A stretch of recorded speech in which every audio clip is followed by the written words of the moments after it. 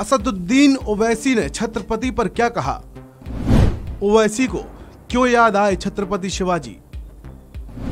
छत्रपति शिवाजी की इज्जत करते हैं ओवैसी।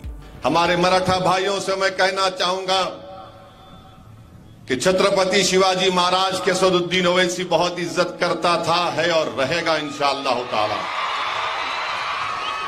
क्यों करता था? क्योंकि छत्रपति शिवाजी महाराज मुसलमानों के खिलाफ नहीं थे। ये बीजेपी का झूठा प्रोपेगेंडा है।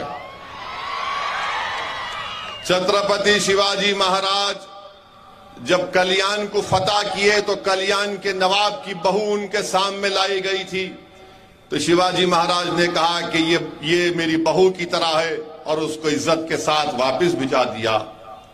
जब बोलो बीजेपी वालों, आरएसएस वालों, जब आगरा के किले में छत्रपति शिवाजी महाराज निकलकर भागे, वहां से निकले, तो कौन उनके साथ था? मदारी मेहतर उसका नाम था, वो मुसलमान था। जब छत्रपति शिवाजी महाराज तोप का जनरल कौन था, उसका नाम बताओ? इब्राहिम खान उसका नाम था।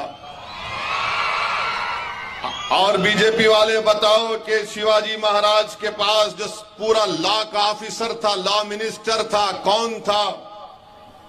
काजी हैदर उनका नाम था। और जब छत्रपति शिवाजी से कहा गया कि काजी हैदर है, मुसलमान है, तो छत्रपति शिवाजी महाराज ने कहा कि इंसान की काबिलियत उसके मजहब से नहीं होती, उसके काम से होती है। ये तमाम तारीख का हिस्सा है, मगर बीजेपी वाले कुछ अलग ही कैसेट बजाते हैं। अब आज बोल चुका हूं तो पेट में दर्द होगा, पेंचिश शुरू हो जाएगी। मगर हम हमारे मराठा भाइयों से अपील कर रहे हैं कि आप एक मर्तबा सुशील कुमार का साथ दीजिए। हम अपने दलित भाइयों से अपील कर रहे हैं कि हम आजादी के 75 साल का अमृत उत्सव मना रहे हैं, मगर ये मुल्क को आजादी सही मानों में उस वक्त मिली जब इस मुल्क का संविधान और आईन बाबा साहेब अम्बेडकर ने बनाकर इस देश को दिया, गरीबों को दिया, मजलूमों को दिया, कमजोरों को दिया। अगर संविधान अम्बेडकर नहीं बनाते तो कमजोर हमेशा कमजोर होता और हिकारत की नजर से उसे देखा जाता।